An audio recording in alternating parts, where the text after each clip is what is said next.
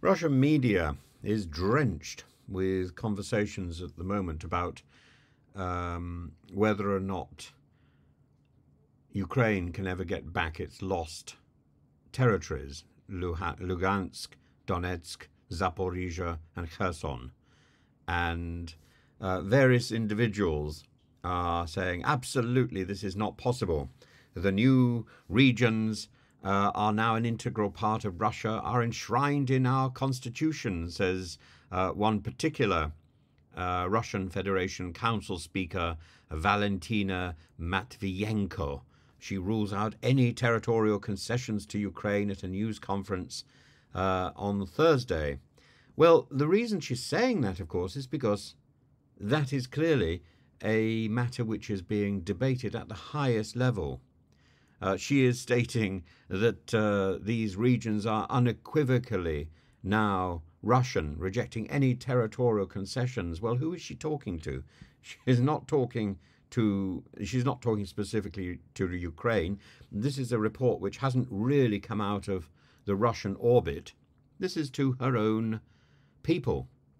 She's talking to people who are already talking about conceding that territory. Ukraine, led by President Zelensky, continues to demand the return of all occupied territories and to have compensation for war damages as preconditions for any peace talks.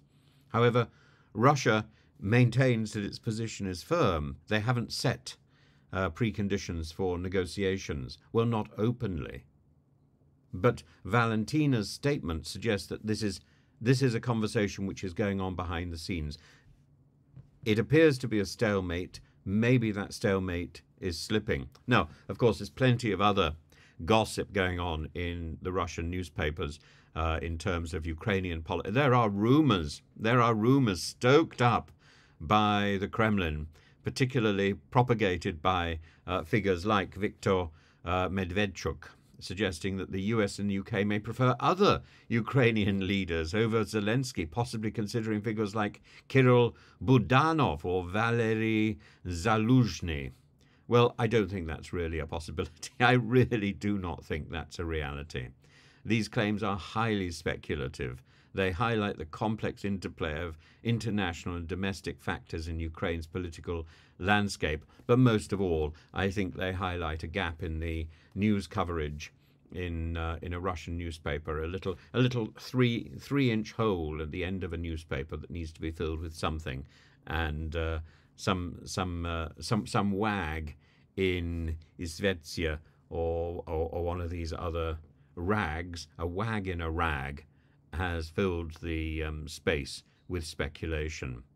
The rhetoric, of course, is hardening, but that means that there are serious questions being asked within the Kremlin, within the orbit of the Kremlin, within the Duma, and I think that possibly is a positive, is it not?